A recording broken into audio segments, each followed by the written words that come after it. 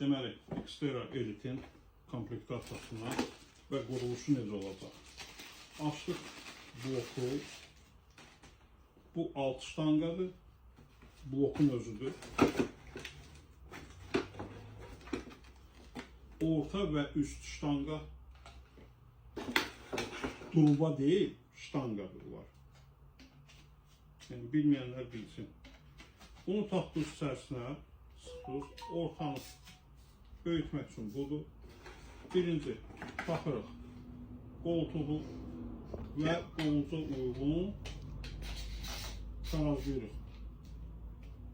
Harada duracaq. Arxasınca bir dənə fazlaqlıqda taxırıq. Yəni, cəmaatın çox çətin bildiyi bir şey budur. Fazlaqlıqda taxdıq və fazlaqlıqda qalır ştanqanı quraşdırmaq. Bu zərəfqə şnurudur.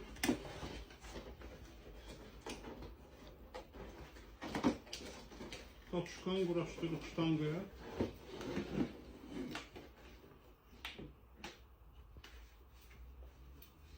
Açdıq plastik boltu. Burada 2 dənə salnik var. Bu salniklər sizin kaçuşkanı ştanqada kip saxlamaq üçündür. Bunu bir dəfə siz taxırsınız bura, qalır orada. Ha vaxt lazım olsa bizdə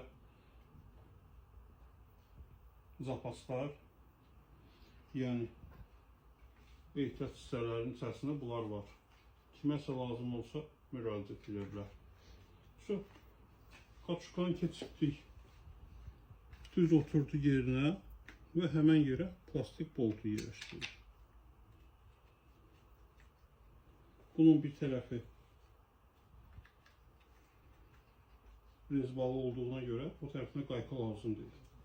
Bircə sizin hamınıza məsləhət gördüyüm nədən gözləyirsiniz və aparatın hər bir detektorun ən zəif yeri olan kabeldən həmişə müğayət olun.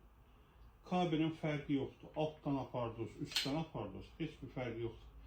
Bu tərəf altdan da aparsaq, yadınızda saxlayın sadəcə. Birinci ilmə boş olmalıdır.